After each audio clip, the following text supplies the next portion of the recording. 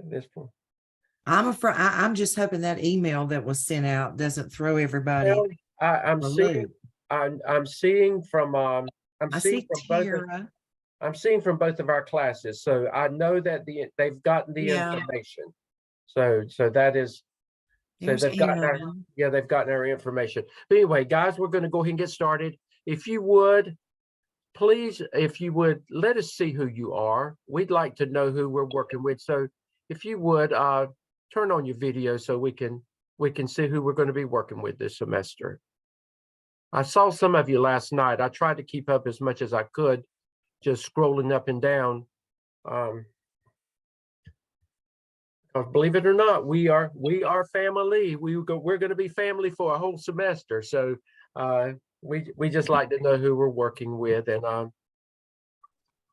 see your faces. Dr. Revis, others are still joining in. Would you like to go ahead and just bring greetings, Dr. Revis, and then we can take it from there. Good evening and welcome to your first class in MEL 601. And we are just really excited, as I said last night, to be working with you this semester and to begin your journey through your administrative degree. One of the things that Dr. Stebbin and I find so rewarding is that we get to see you at the beginning of your journey.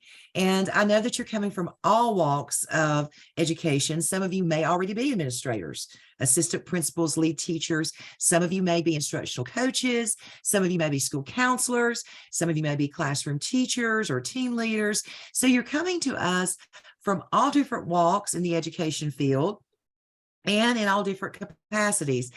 But what we like to see and enjoy seeing is about midway through the semester, you began to turn the page and you began to start seeing things from the big picture, holistically, if you will, and start looking through the lens of administrator. And so that's what we're here to prepare you for, is to be a 21st century school leader. So welcome. And Dr. Lamb, I see you're on. Do you want to bring any greetings this evening? Just make sure everybody got here tonight. I'm still sending emails to folks who got registered yesterday and today. We just hope everybody's here. Again, thank you for choosing Gardner Webb. Don't let me hold you up. Thanks, Okay. Dr. Y'all have a good evening. Thank you.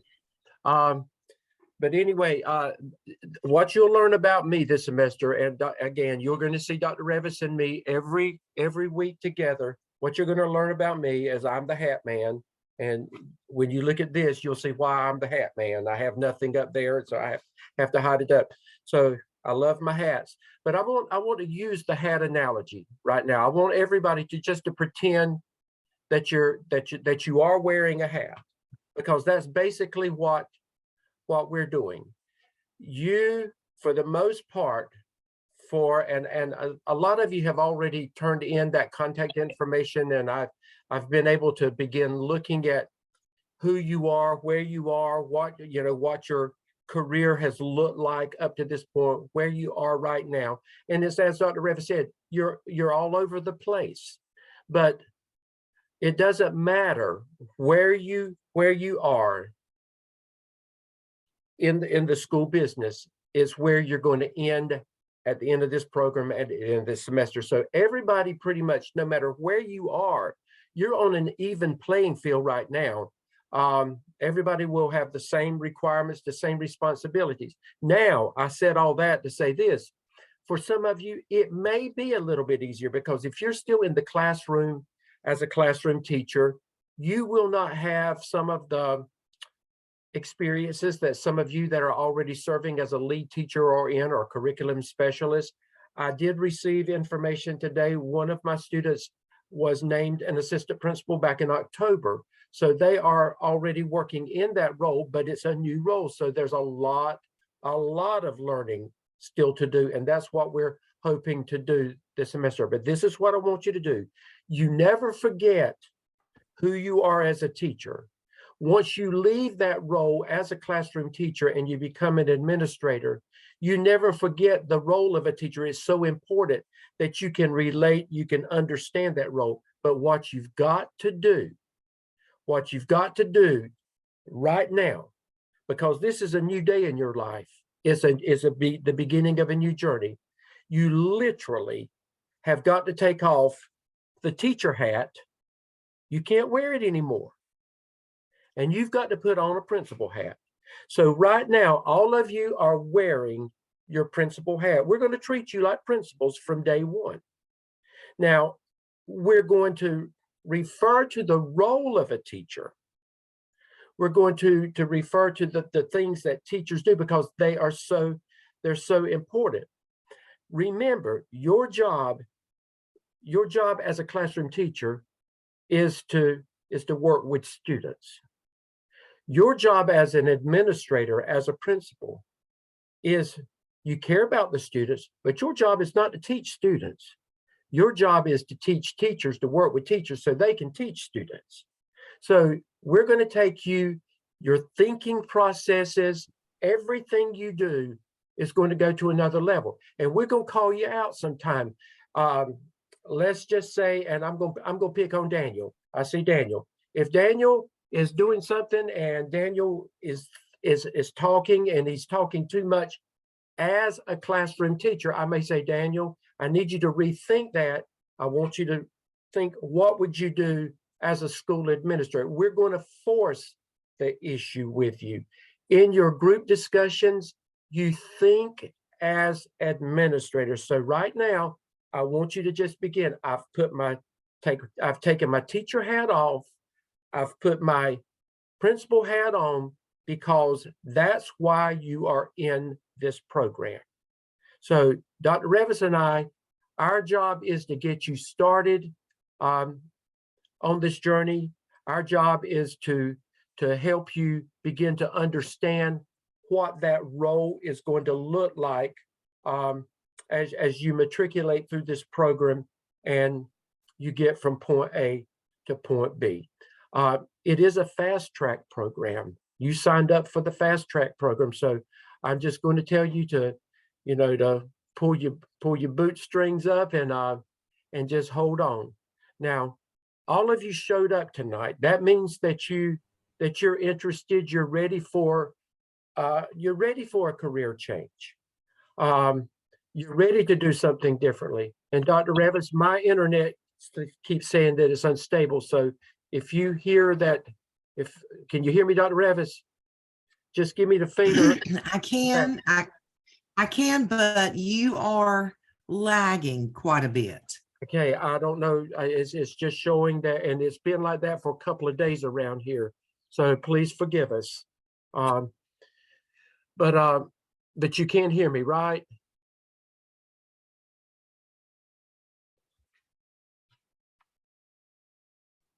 Yes, we can hear you. Okay. So what I want you to do is, you signed up for this program because you want a difference in your life, a difference in your career. You want to make a difference for yourself, for your families. The next 4 weeks, especially, getting started, I equate it to joining the Army, the Marines, and you're going through boot camp. Okay, it's going to be tough. You're having to learn how to juggle a family. You're having to learn how to juggle a job every day, no matter what your role is. And you've added another full-time job by going to Gardner Webb on your plate as well. Now, I've been doing this for 10 years now with Gardner Webb. Anybody that puts the commitment out there and is willing to do it, we've never lost them. We've gotten them through it. And Dr. Revis, after 4 weeks, I promise you, if you give us 4 weeks, at the end of 4 weeks, you're going to look back and you're going to say, wow. You're going to say, I can do it. So it's like I said last night, if you get to the point that you say, I can't do this, I can't do this, call me, call Dr. Revis. You got our phone number. Call us. Call us. We will talk you off the ledge and we won't charge you for it. It doesn't cost anything to call us and let us talk you off the ledge. You cannot quit. I promise you this. You signed up for this because you want something differently. If you do not do it, guess what? One day you'll live with regrets. Who wants to live with regrets? Let us work with you. And again, you're going to hear me say, I promise over and over again, I promise you, if you'll listen to us as hard as it's going to be over the next 4 weeks, I promise you, you will be all right. And you're going to look back and you're going to say, Dr. Stebbin, Dr. Revis, you told us if we'd hang in there, what it would be like. And it's the truth. I wouldn't tell you if it wasn't the truth. Dr. Revis? Dr. Revis, can you hear me? And yes, that you're juggling a lot of differences for Gardner Webb. You have your internship and that you've got to deal with. And as you heard Dr. Lamb say, that you should spend 5 hours a week doing your clinical internship work. That's above and beyond the coursework that we're going to do. And what we're going to do are authentic tasks. I like to call them authentic tasks because they're things that you would be doing when you become an administrator. The first task that we're going to start on tonight, and we're going to hit the ground running tonight, friends, is a task that is going to simulate what you would do to build a school improvement plan in your school. And I know that the timing of the year may not be just right because you got student performance results back in the fall, early fall. So you've probably already looked at those as a school, but we're going to look at them maybe a little bit different way, in a deeper way, and you're going to lead the charge in that data examination or data dive. But all these tasks that you have to do, you're going to have to form a PLC. And we use the DeFore PLC model. And I know in education, every time a group of teachers get together or a group of adults in a school setting, we tend to call that a PLC meeting. But DeFore describes a PLC meeting, meaning that our discussion is focused around student learning, student achievement data, student learning. And there are the big 3 questions that we ask and so on and so forth. And so that's what we're going to go through and begin the process of in our first task. So all your projects, all your classwork are going to be centered around those major tasks. And we weave in a lot of leadership information. So we want you to be doing things that you're going to have to do when you become a school leader. We want you practicing that leadership role in an authentic school setting. But it's going to be a lot of work, but you can do it. I'm sure you can do it. I think the first thing let's look at are our Zoom team assignments. Dr. Stebbin, you want to pull those up while I continue talking? You heard Dr. Stebbin. And I've got this Jamie Fawcett's having a problem getting on, so I'm going to pull this up. And if you will do that, I can get Jamie on. Okay. You heard Dr. Stebbin say some of you have already uploaded your information. So if you haven't found it yet, we're going to show you the course overview shell. This is your course overview. And by the way, Dr. Stebbin, if you'll scroll all the way down, I want to clarify the link that you use tonight to get on Tuesday night will be the same link every Tuesday night. It's in blue. The link that we will use for Thursday night coaching sessions is in green. And every Thursday night, you will go to that Zoom link. Well, now, on mine of them, both of them are blue, but these are the 2 links right here. Right. Now, we're not going to meet every Thursday night, but for the first 4 weeks, we build in that coaching session. Friends, if you cannot attend the live session, and we get it, meetings happen, school events happen, and you may not be able to do that. Please do not wait 2 or 3 days before you look at and listen to the Zoom recording. We will post the Zoom recording later on this evening. Now, it could be, around 10 o'clock, 10:30, but it will be posted. If it's too late tonight, then you would need to look at it at least by tomorrow sometime. If you don't, you're going to get behind. And the worst thing you can do in this program is get behind. Right, Dr. Stedman? Amen. Yes. So over on the left-hand bar, you need to find a tab that says Zoom Teams. And I'm Click going on that. I'm going to Now, click this is mine. yeah, This is mine, and this is for my class. These are your teams. Go ahead, Dr. and none of my students are going to show up here, okay? But if you go in your course shell, you should see your name in a Zoom team.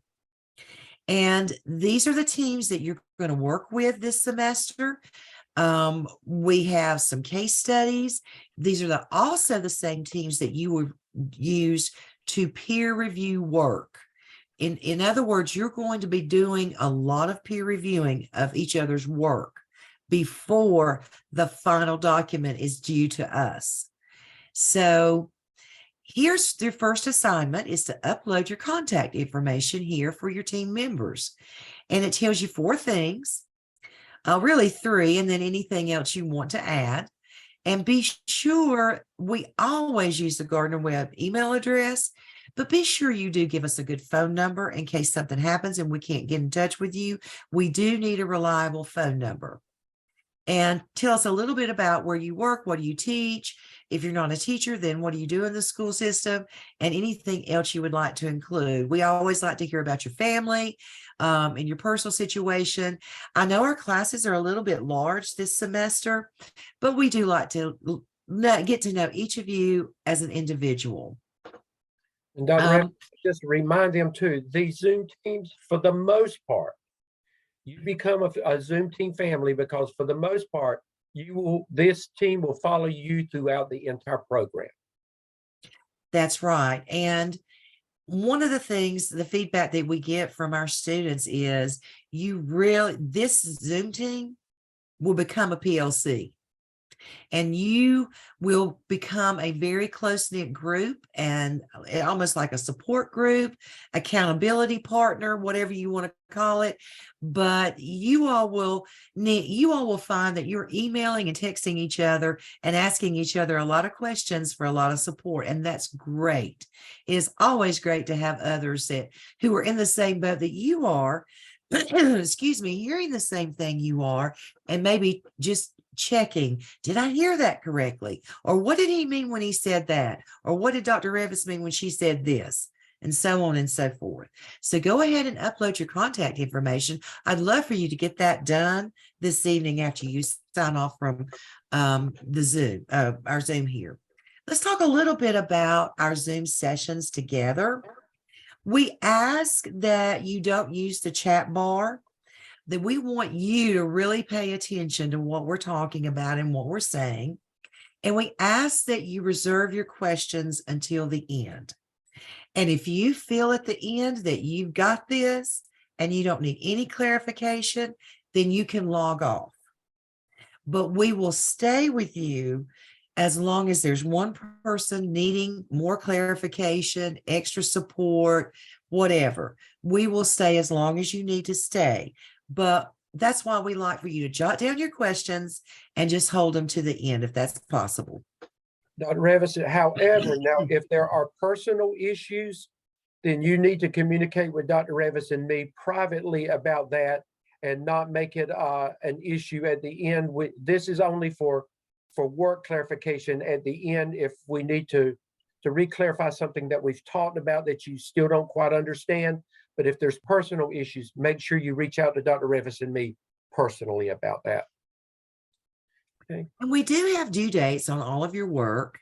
And there is an organization and a routine to when assignments are due.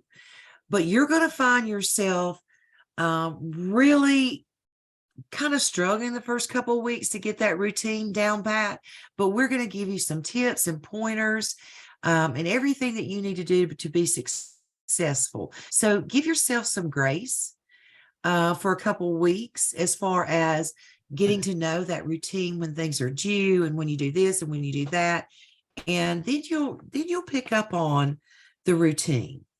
Dr. Revis, let me remind, Jamie's just joining in. She was like, if you don't see your name, this is my class. If you're in my class, I am your clinical coach too, and that means you would be in Dr. Revis's class. When you pull up her Blackboard shell and go to Zoom Teams, you'll see your name with a team in Dr. Revis's class if you don't see it on this class. This is only for those that are registered in my C2 class. And then if you're in Dr. Revis's C4 class, then that is where you will find your name under a Zoom team. Okay. Now, with that said, we the Zoom Teams, and if your name is not on there, which I counted and checked twice, but I'm not perfect. So if I miss somebody, and I know that several were added right at the last minute, let us know. Yes. Okay, if your name is missing.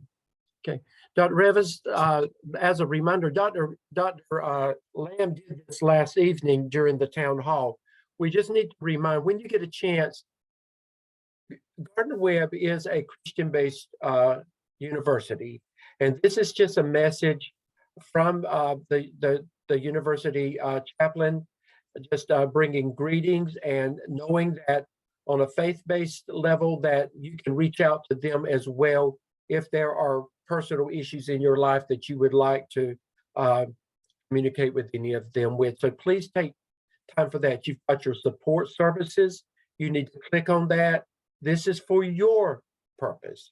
Tech support, this is what you would do. If you're working on something on the weekend, you can send a message to the tech support team yourself, and they will help you with issues that you need help with. I can't help you with a lot of that stuff. Dr. Revis can't help you. The tech support team, that's what they're there for. So you would need to reach out to them.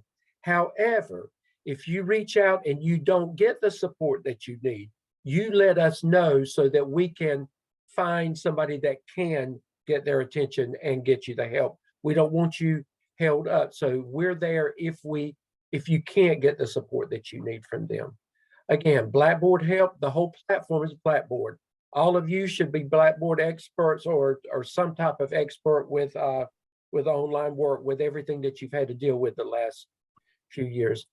This lists all of your handbooks. I'm not going to click on that. You click on that and you find out it's your MSA handbook for the program. It's your clinical internship handbook, your supervisor's handbooks. All of them are in there between these two sections. Everything that you need are there, and we'll be referring back to these sections as well. There's a Zoom tutorial there. All of you should be experts on Zoom, but there's a Zoom tutorial there, and you will need to set up your own Zoom account. You may already have that, but you can set up your free Zoom account, and you'll need to do that to be able to complete this program. And again, these are your Zoom teams. Dr. Revis and I have put our core syllabus in there. You need to avail yourself to that. It's going to be the same for me or for Dr. Revis. The only thing different is her name's going to be on hers. My name's going to be on mine. And Dr. Revis, that takes us to the weekly class schedule. And I'm going to pull that up.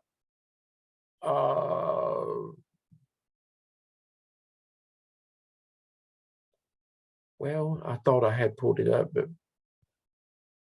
let me just click on here then. The weekly class schedule.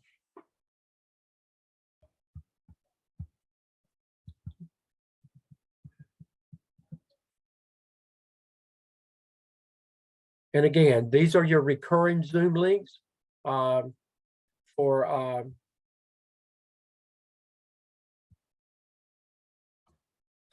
and this is your weekly schedule. Give us again, I would advise you that I'm old school in some ways because I still like to have hard copies of stuff. It just makes it easy when I'm working on things.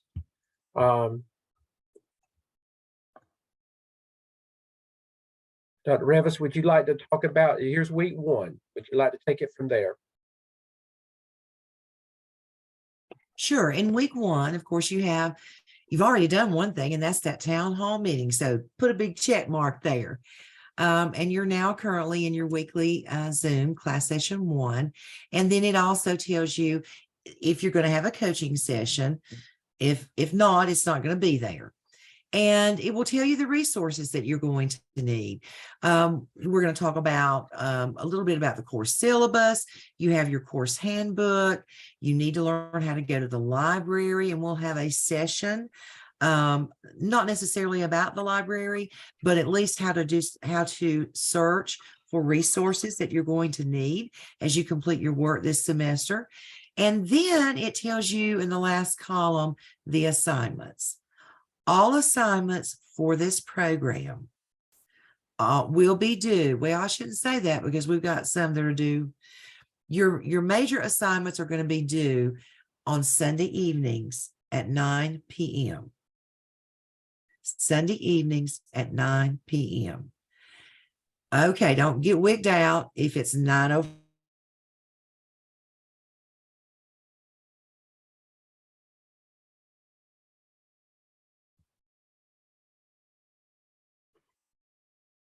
Feedback like wild people.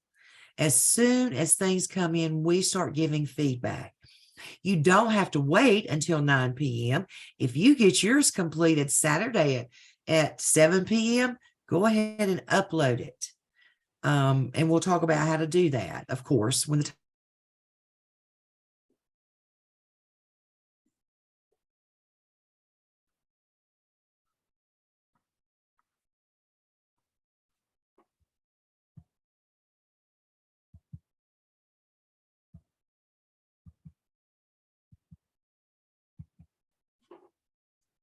and you have a link there. This is an outstanding website, All Things PLC. And you also have some other resources about establishing professional learning communities, etc. And we'll show you some other resources in Blackboard. And it says refer to that materials section where you're going to find all kinds of things on PLCs. Your task 1 of your AAPSL. The AAPSL is the first evidence or authentic evidence that you're going to be doing. It stands for, help me, Dr. Stedman. Analysis and action. Analysis and action plan for student learning. Student learning. It's going to focus on student learning, okay? And you have to have task draft end of week 2. When is the end of week 2? January 22nd. Okay. And that's going to be here before you know it. So we're going to help you get started on some of that work this week.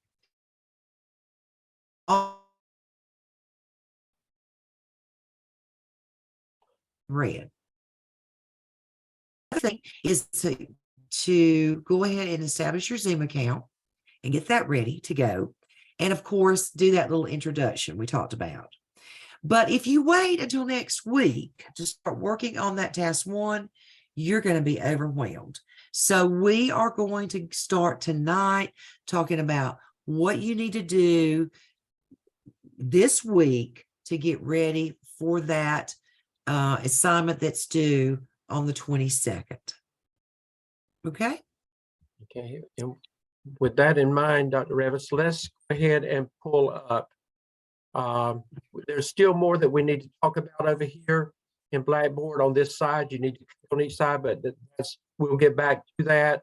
We want to go ahead and help you get started on. Well, let's look at this first. This is an important section. It says AAPSL template and materials.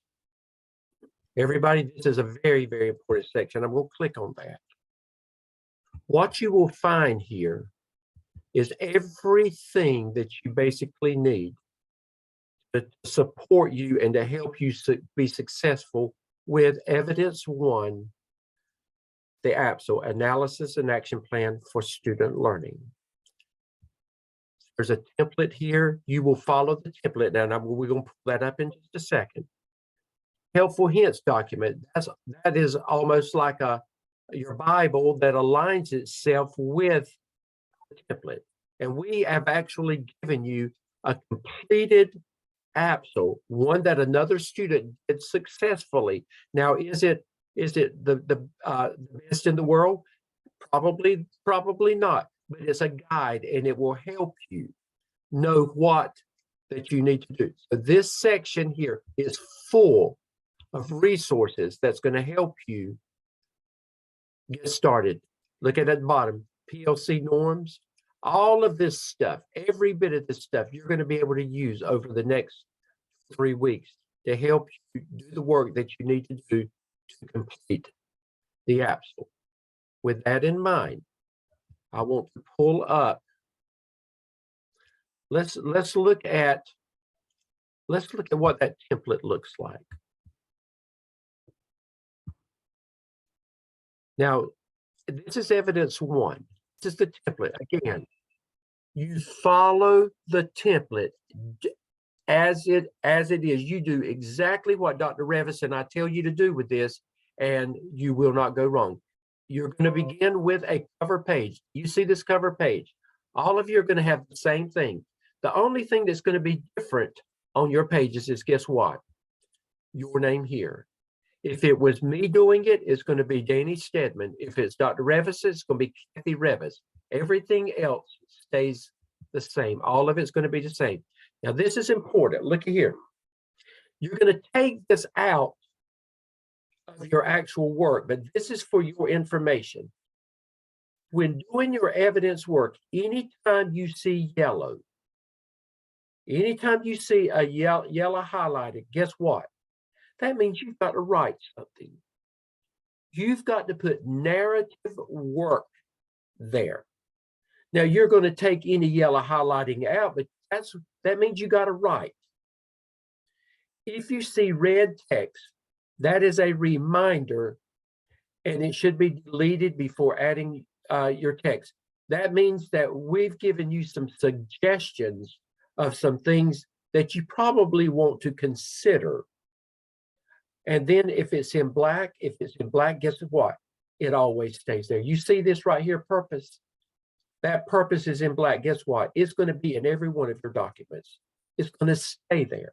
So if it's in yellow, that means you write. If it's in red, that means we've given you some help, things to consider. And if it's in black, it stays. So guess what? The first thing you do, what do you see right here? It says school profile. School profile. That means you're going to write something. Your first responsibility is to talk about your school. So, Dr. Revis, what if you were having to do a school profile, what would you expect them to do? Well, first of all, I'd like to know a little bit about your community and describe the setting, the community setting. You may be the only school in your high school in your school district. And you may be a rural school or an urban school, whatever. I want to know the total student population. I want to know the number of teachers you have in your school and any kind of support personnel that gives me a picture of, okay, do we have a lot of support personnel here? I want to know your percentage of free and reduced meal price students, because that gives us an indicator whether you need a lot of support and support services for those students of poverty and families of poverty. I want to know about the breakdown of your ethnic groups.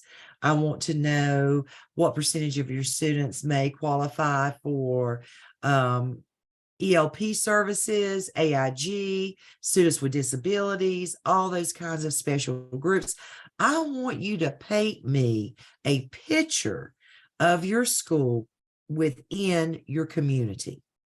And guess what? Your school may be it may be an old school, and it may have a lot of historical significance. That's important. Tell us about that. If there's history behind your school, then you know, talk to us about it. Maybe your school was, maybe it's a large high school, and it was, used to be, there used to be 3 small high schools, but guess what? All of them became one big high school in a district. That's important information to tell us.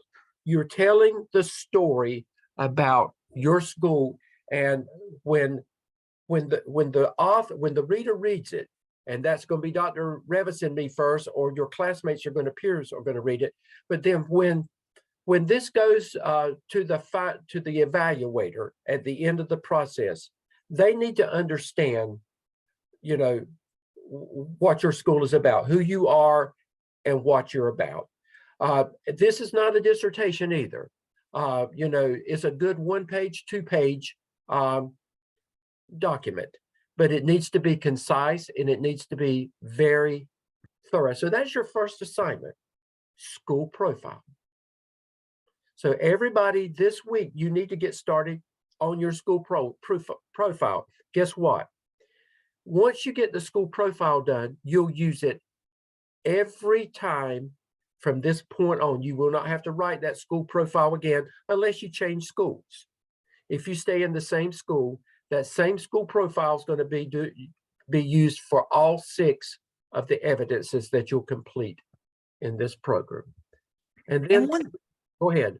And one thing that I want to reiterate, when we talk about writing, we do use APA style 7th edition. Now, we will be giving you some APA pointers, reminders, whatever, but it is formal writing, friends. Now, in APA 7th edition, you do write in first person, but it is formal writing. You're not going to have as many things documented or referenced in your school profile section, but if you, for example, go to your census data in your community and take this something from that census data, you will need to make a reference for that. And so again, we use APA 7th edition. Guys, why do we use template? I mean, some of you are probably thinking, well, I'll just do my own thing. I can do something much better. No, don't do it. You have to use the template. Now, we're not just being hard heads, but this is what the state evaluator is going to expect to see. The headings are what the state evaluator will expect to see. Do not deviate. Do not deviate from the template. And Dr. Revis, that PM profile should be capitalized. That was an oversight on our part, but the PM profile should be capitalized. Right. Yes, you're right. We overlooked that. Up there, so I forgot to go back and correct that. And Dr. Stedman and I have done this long enough, and I actually have been a state evaluator. We know what evaluators are looking for. And when we give you feedback, it's because we know if you will do this, that's going to fly with the evaluator. We're not just being picky. Some evaluators are very picky, but we understand, and we've done this long enough that we understand that what the state evaluators are looking for. And it's on a scale of 1 to 4. We push everybody. 3 is minimum. It's passing. If you get a 3, move on. Clap your hands and move on. But we celebrate 4s. That's what we shoot for. And Dr. Revis is right. We're going to push you hard, for the 4s. We're going to, and we're not going to, nothing that we ask you to do is just going to be busy work. Everything you do will be meaningful. It will be applicable to the schools where you work, and it can be used very successfully when you get through, if your administration chooses to use it. And most of them end up doing that.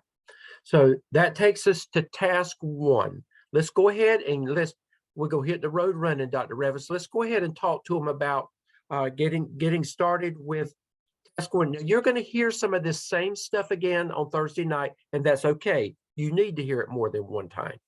But again, remember, I told you that if it's in black, what do? You keep it.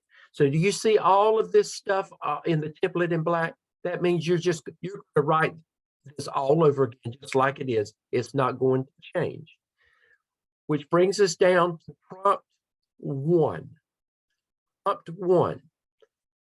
The candidate, with the approval of the school leadership, will research the tenets and functions of a professional learning community while assuming a leadership role in developing and organizing a PLC. The supported narrative must completely and thoroughly address the following. So this is, and Dr. Revis has already alluded to this. You can say, well, I've been involved in PLCs all year long. Well, it's a different approach. You must take full leadership of a new PLC. And this is prime time. First of all, you're coming back after Christmas. It's pretty much like starting a new semester. You're getting into the short rows before testing in the spring. You already know that there are problems in the school. You already know pretty much where some of the problems are. Your principal knows. And they're probably going to guide you in some areas where they know that you're needed the most. However, at this point, you're not to approach the PLC like, well, I already know what all the problems are. It's a process. Now, at the end of the day, once you identify what you know as a team, what the biggest needs are in the school, if your principal says, no, you're not going to do that, you've got to do X, Y, and Z. Guess what you've got to do? X, Y, and Z. But we're going to teach you the process. You will at least know how to identify what the most pressing need is. So with that in mind, right now, all you're doing is forming your PLC, and you are doing research on what an effective and a good PLC needs to look like. So Dr. Revis, if you will take it from there. Yes. And when you start thinking about a PLC, and remember, this whole evidence work is around student learning. Do not form a PLC for attendance issues. Do not form a PLC for discipline issues, for excessive tardies, whatever. This PLC has to be formed for the purpose of improving student learning.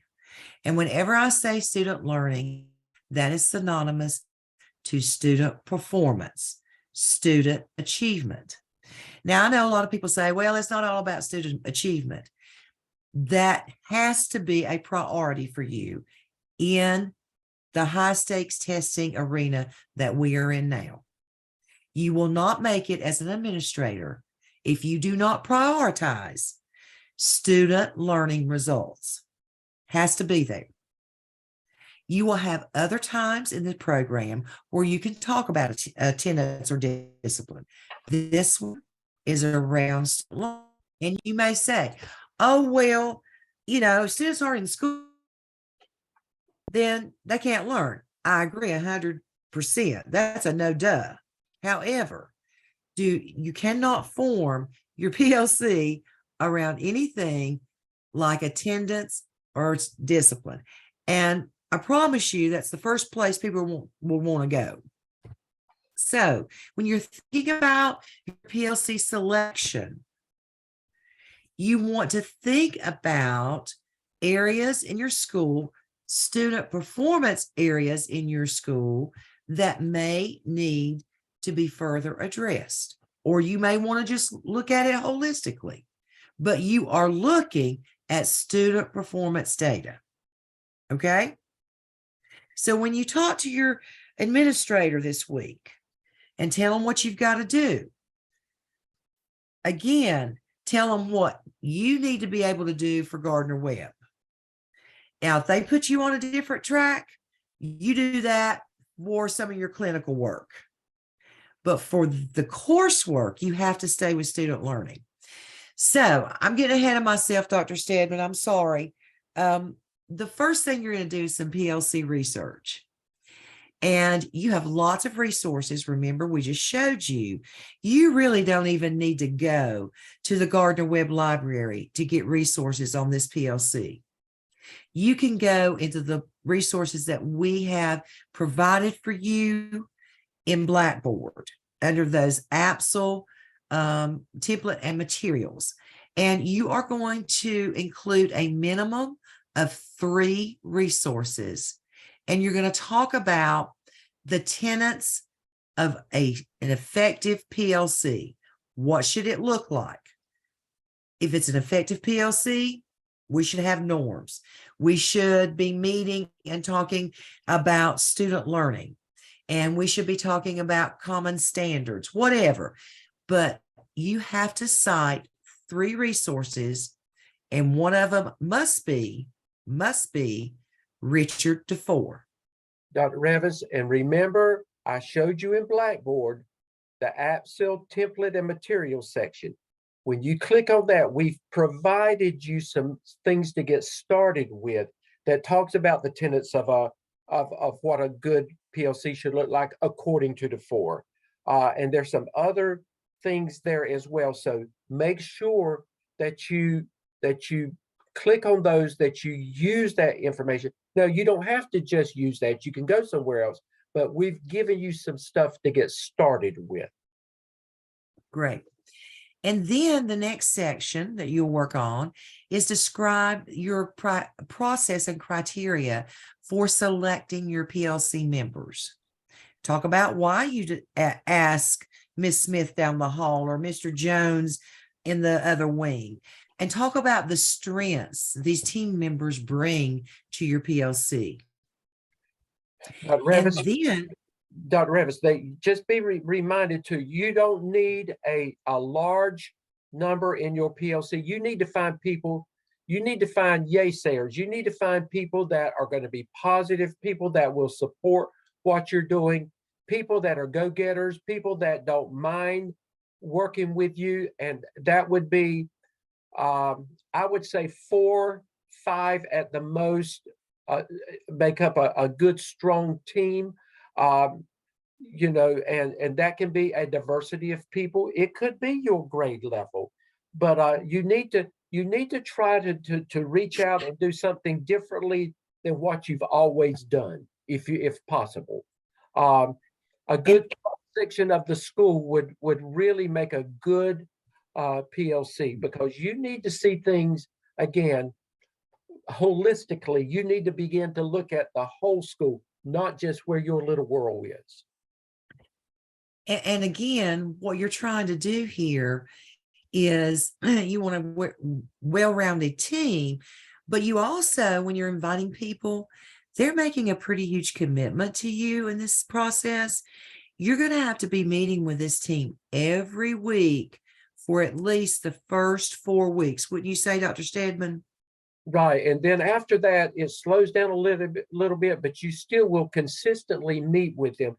Now, in the world we're living in today, you as a team may decide that there may be times that you want to meet virtually. You can do a Zoom meet with them or a Google Meet with them, however you want to. But you have got to consistently show your leadership with this PLC team.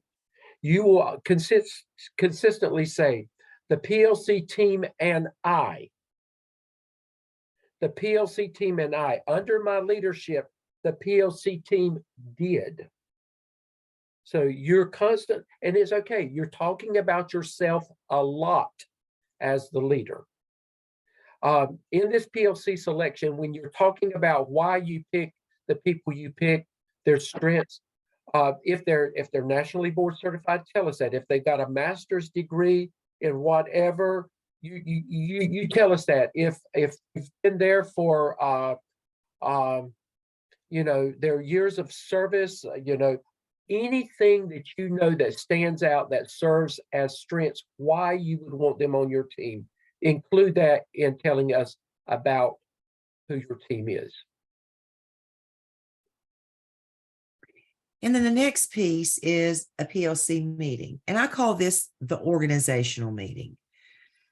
You have to have your first meeting before you turn this task 1 in on January the 22nd. Guys, that's not a lot of time. When you do your PLC meeting, the organizational meeting, we would expect for you to have an agenda prepared. And that goes down as a part of your appendices. We would expect that you take some time and establish norms with your new PLC. Again, that would be something good as an attachment in your appendices. We would expect you to lead your PLC and talk about the vision and purpose of the PLC. What is the vision and purpose? Improve student learning, period. But remember, go ahead. But in the terms of your, that's in the language that your PLC comes up with. Right. Okay. Now we're going to come back to something. I want to pull this up, Dr. Revis. Now we've told you. Let me find it. Okay. Okay. Now I want us to look at this. Now remember, I told you you begin with your title page and you put your name there, then the school profile. Now I'm not going to read this, but now this is an example, and you've got this. This is in your blackboard. Okay, this is the school profile, and it's saying Bridgeview Elementary School. And remember, and Dr. Revis and Dr. Hamilton will talk about this when they're talking about APA. Remember, you've got to identify your school first, but then after that, Dr. Revis, I can't remember how many times that once they do after that, they can abbreviate it. You have to write it out 3 times, and then after that, in your narrative work, you can say BES. You don't have to write out Bridgeview Elementary School anymore after that. But in this, they identify their school, they're talking about their school. You see BES is a Title I school where 100% of the students receive free meals. It goes on and talks about all of that stuff that Revis has been talking about. Remember, when doing your work APA style, remember, you go back and check how to write numbers. It's important how to write numbers, how to write percentages. That's important in doing the work, because you'll have a lot of numbers probably in your school profile. But read this. This is kind of what the school profile looks like, and then it goes into task 1 that we just went over. Remember, if it's in black, it stays in black. And then prompt 1, here it is. And they put a disclaimer there. I obtained permission from my administration to create and lead a PLC in my school. That becomes an artifact. It's Appendix A, and we're going to show you in your appendices. You've got to have proof. And that's where even though you talk to your administrator, you're gonna put it in writing. You're gonna request, and they're gonna respond back in writing. You're gonna use that email, however you choose to do it. That becomes an artifact, and that becomes a part of your appendices. That's Appendix A, where they have permission to move forward. This is where Dr. Revis was saying, this is it, PLC research. You see, they've cited references there. And then, we expect what, 3 probably pretty good developed paragraphs. I would say yes. Again, it's a minimum of 3 references. You do not have to do just 3 references. And remember, at least one of them must be the 4. But this is your research section. And then it goes into your PLC selection. It goes again to what Revis was talking about. This is who's going to be on your team and why they're going to be on your team, what qualifies them to be on your team. And then this is their first meeting. They talked about their first meeting, what they did. And then after that, then at the end is going to be your, at the very end is where you will have your reference section, because you're going to at least have a minimum of 3 references. So you're going to have your reference section, and it will be APA, and then you're going to have an appendices, because you're going to at least show in your appendices. Appendix A is going to be where you have permission to do your PLC, and then Appendix B is probably going to be an agenda of your PLC. Appendix C could be a picture of you presenting to your team the PLC, your first meeting. That's a good artifact, a picture of you presenting. Remember, all of this is eventually going to go to DPI for your certification. So, you want to make sure that it looks professional, and that you have it very well organized. But we've given you everything that you need to get started with, with the AAPSL. I want to show you. And remember, this is in the AAPSL template and materials section. You need to park yourself and camp out there a little bit to see all the materials and resources that are there. There it is, right there again. And then I want to, before I bring this, okay. This is under week 1 in Blackboard. This is what we've just talked about, how to begin task 1 of the AAPSL. Use the AAPSL template, again, under AAPSL template and materials section.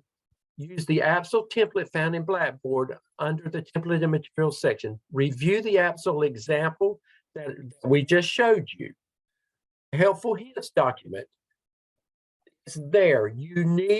It tells you step by step what to do.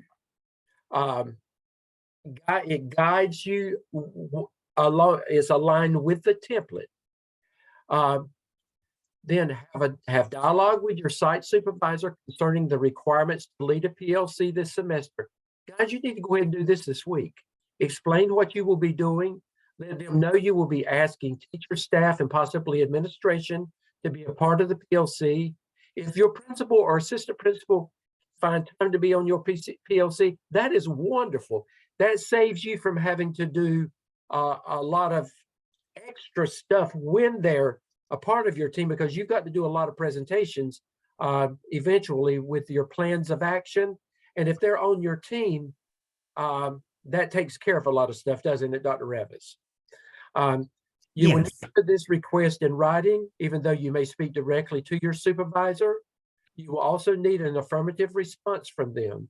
These emails will serve as artifacts and will be included in your appendices for task 1. Again, complete your school profile. This is the story of your school. And then, again, we talked about what task 1 needs to look like. Your research with a minimum of 3 sources, and one of them must be to 4. What is a PLC? What does a good PLC look like? How is a good PLC conducted? What are the norms, etc.? This is all according to what the research says. You're going to select your team. You're going to conduct your first PLC meeting. Then you're going to have your reference section, APA, and then your appendices.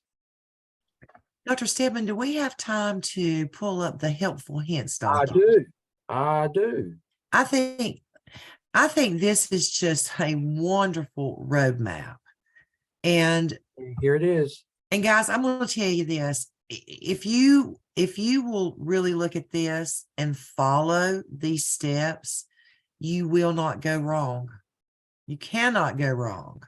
And we've built in examples for each individual section. And so it's just so self-explanatory. And if you're confused, this is your go-to document. Helpful hints. See, this is narrative work. Another example. I don't think it's the same one that we showed you before. No, it isn't. This is just, again, it shows you step by step. We do a lot of hand holding to begin with because we know you've got to get started. And we do when you get to evidence 2, we'll hold your hand some, but guess what we do in evidence 2? We start backing off a little bit because by the time you get to 603 next semester, then a lot of this stuff is not going to be there for you, but you won't need it. You'll know what to do. So we're going to give you lots and lots and lots of support, to begin with, so that you can't do anything but be successful. So before you ask questions to us, go to this document. I promise you, if you will, it will answer most of your questions. Now, I'm not saying don't ask us questions, but this is your roadmap. And if you follow this, you're going to be golden. Okay. I know we have said a whole lot in just a short amount of time, but let me ask you this. Giving you the guidelines that we've given you, the roadmap, once you sit down and look at it, does it make sense what we're asking you to do? Okay, give me a thumbs up if you feel that you at least know how to get started. Okay, good. Again, All right, who can tell?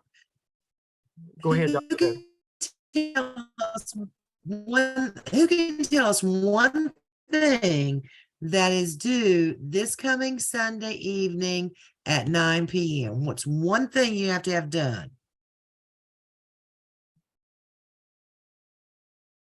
I'll call you out. One thing that's due. The one, go ahead.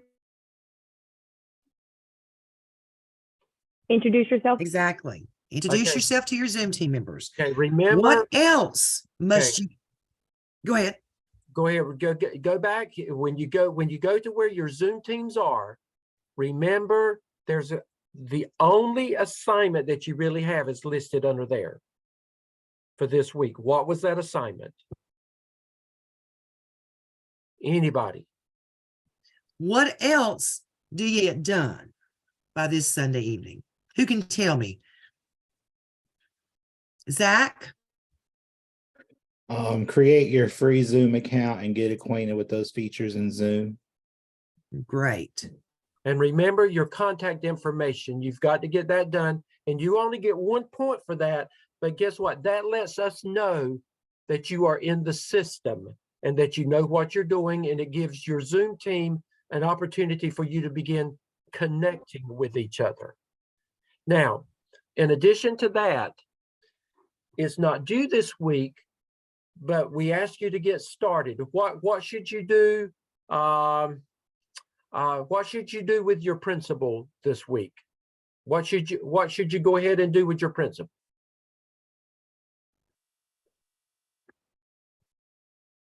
Okay, Daniel, Renee, or Zach, anybody can answer. You should Ask about the PLC team. Okay, you need to talk to them about, first of all, you need to remind them that they've agreed for you to be a student at Gardner Webb, that you're going to work under their leadership. You've got to do an internship, and we'll talk more about that too at another time. But you've got to create a PLC. Now, that PLC must have a focus on what? Kathleen? Student learning. It should be on what? Student learning, yes. Student learning. So remember, it cannot be, what did Dr. Ravis say it could not be? Behavior. It can't be behavior. It can't be attendance. It can't be any of those things. Discipline. You must be able to measure it with some type of assessment. And you just say, whatever, if it's the EOG, EOC, whatever it is, some kind of test must measure whatever you're trying to do. You're going to use pull a lot of test data. as you're getting, once you get task one completed, you're going to begin looking at the data for your school holistically. You're going to look at everything. And that's going to be your focus, with all the work that you're going to be doing for the AAPSL Evidence 1. And let me just say something. Can I say one thing about with high school folk? Yeah. I know we have a lot of high school people, and we may have some people who work in the CTE, Career Tech Ed program. And I know you have state assessments. I would encourage you to move away from looking at your state assessments in CTE, because those are not part of your school performance reporting. So you may say, well, that's what I teach. Guys, it's not about what you teach. It's about getting out of your comfort zone and learning how to examine student performance data as an administrator would. Okay? Okay. Now, with that being said, we could go on and on and on, but I think we've said enough. We're going to let you, we're here. We're here for the long. Most of the time, we try to let our classes, the first few weeks, they can go over an hour, but we try to not do more than an hour because we realize you've got a lot of other things to do. However, it's important that we get started right. So get you started right. So again, we're at a place right now. Let's talk about the things that we talked about tonight, not about things that are going to be down, because we'll cover those things down the road. And I don't want you to begin speculating about stuff that you don't need to be speculating about. Let's focus on, the whole elephant's on the table, but let's just take this one part of the elephant. Let's eat this one part of it, this one part of the puzzle. So with that in mind, what questions would you need at this point from us? What questions would you have to get started? Okay, Alex. So I'm currently an instructional coach at my school, so I'm already working PLCs with social studies, ELA, and discovery classes. Would I need to establish a separate PLC for these assignments, or can I continue to work with my social studies and ELA teachers? I saw that, Alex. You and I need to talk. I need to see where you are with things. The beginning of I can guide you in the right direction with that. Call me tomorrow sometime and let us talk when you've got time, okay? Dr. Stedman, if they don't have questions, can they go ahead and log off, or do you want everybody to stay? You can, just a reminder that we will have a coaching session on Thursday at 7 o'clock. We ask that you make every effort to be there. And again, for the first 4 weeks, it's going to be Tuesday night and Thursday night, but then it begins to taper off. The first 4 weeks are pretty rough. I told you that.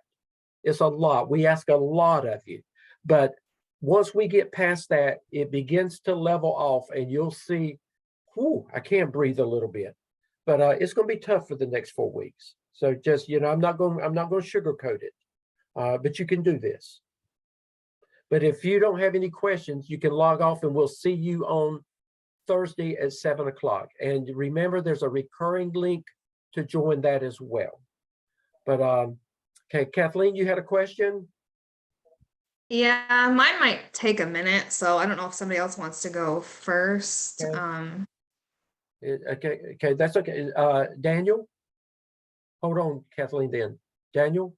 I'm sorry, I'm driving. I'm trying to unmute myself. The part about moving away from the EOC, is that, you said that was the career thing, the career CTE or whatever it was. Is that, you're saying move away from like EOC data altogether? No.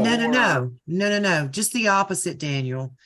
Move away from CTE. You want to stay with your EOC, your state tested courses in high school Okay. that are part of your accountability model. Okay. Okay. I just want to make sure. See, I don't teach an EOC class. I teach 10th grade world history, and the only thing in South Carolina that's tested is U.S. history.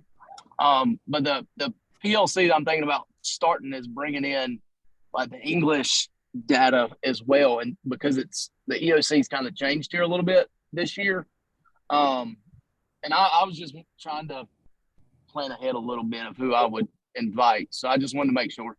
And that's a Yeah. good focus because And English, you're getting out of your comfort zone too, Daniel. So that's good. get out of your comfort Okay. zone. If you really want to grow, if you're an English teacher, look at math scores. Because guess what, friends? When you're an administrator, you got to look at all the scores and be able to interpret them. Okay. All right. Thank y'all. Okay. Daniel Simmons. I just had a question, and I thought I'd wait till unless it applies to everybody. I think we're unique than others. Okay. Okay. Renee. With these PLCs, we created a team, and with our PLCs, they already have their like grade levels. So are y'all asking us to get different people that we want on a team, or just go with the regular grade level that we have? You can 'Cause I'm in create. middle school. You're being encouraged to create a brand new PLC. Now, you want to do something differently because you're leading something differently than what the school is already doing. Renee and all of you, this is an opportunity. As a school administrator, you're going to find that there's so many things that you need to do as it relates to accountability, but you can't get all of it. You are an opportunity to be able to do something differently than what to add to whatever is already going on, because you're an addition to the school at this point. You understand what I'm saying? So this is an opportunity for the principal to allow you to do something that they would like to do, but they just didn't have time to do it and enough people to do it with. So we encourage you, you're highly encouraged you've got to lead, and you've got to do something differently than what you've been doing. I haven't done any PLC stuff, but I was just asking because they have certain days and times that they have PLCs, like on Thursdays, and they do it by grade level. Like, so like say for instance, a sixth grade, are we supposed to have some sixth grade, seventh grade if we create different teams, or just have that one grade level at that time that they're doing them? You may have to work with what the principal allows you to do, and if they only have it at one time, you may have to work with just a grade level. Okay, I was just making sure. And if you have any personal questions, you can reach out to Dr. Revis and me about that if you have other questions. Okay. Okay. Kathleen, we're going to come back to you. I just had Yeah. Go ahead. just a quick question.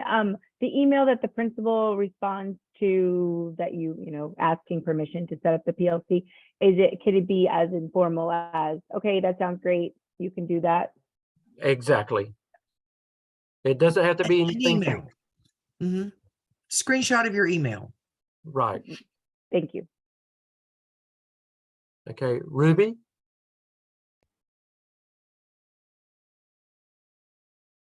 Good evening.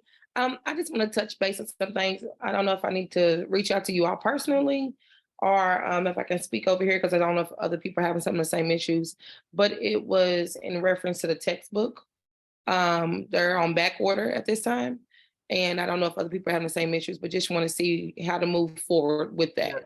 You go on and you can do all the work that you need to do for the evidence work you can do at this point without the textbooks, and you just catch up with your reading once you get them in. Okay, thank you. You are welcome.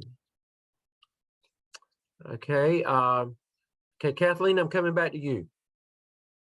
Okay. So I'm a school psychologist, and I work at 3 different schools. And my supervisor is actually my direct supervisor, who is not a principal. She is the supervisor for all the school psychologists in the district. So, I mean, I've kind of been thinking about like different ideas, but I'm not sure really where I should focus. Or I also was kind of contemplating the possibility of having a PLC with some of my other school psychologists, but that wouldn't really be focusing on a specific school. No? Oh. You're in Dr. Revis's class, right? Okay. Yes. Okay. You need to talk with her. You're at 3 different schools, so you need to camp out for your PLC at one of those schools. And Dr. Revis can guide you in that, right, Dr. Revis? Yes, and first of all, you're going to have to do your clinical work at one school under the supervision of that school administrator. Okay. So you can pick one of those 3 schools that you work with and see if that school administrator will agree to be your site supervisor for all of your clinical work. And that's exactly where I would do my PLC work as well. Okay. And Kathleen, of your 3 schools, you probably have one that you have to camp out more than you do at some of the others. And that's the one that I would pick as the one you'll get more mileage at that school. Does that make sense? Yeah, I mean, all of my schools are pretty needy, but yeah. What you need to do is you need to meet with call Dr. Revis. You need to talk with her, and she needs to guide you in this process. My phone number is on the syllabus. Okay. Okay, you'll be all right. We've had other people just like you that we've had to guide through it. So yes, okay. Yeah, we've had a lot of people from district positions that work throughout the school district, and they've done fine. All right. You're going to do fine. We'll figure it out for you. Okay. Okay. Dr. Revis, I'm in the same situation because I'm a central office employee. And so when I filled out my university supervisor form, I did my direct supervisor, but my superintendent has finally assigned me a principal. So do I just need to fill out a new form? No, Dr. Revis and I can help change that information in the system for you, Zach. Just communicate with Dr. Revis and she can guide you through that process. Yeah, we'll do that in a couple of weeks, Zach. There's a way I think you can go do it yourself, actually. But that's great that they've assigned you a principal that's going to be your site mentor for supervising your clinical work. And again, that's where I would do this work too. Yes. All right. Thank you. Okay, Renee, do you have another question? I didn't know my hand was still up, but I did have another question. I can't get logged on tonight, but I will reach out to tech support tomorrow and see what the issue was. Okay. Let me see. And how could I find the textbook information? Would that be in the syllabus as well? It's all in Blackboard. Yes, everything. Okay. Yeah. Okay. Okay, Daniel.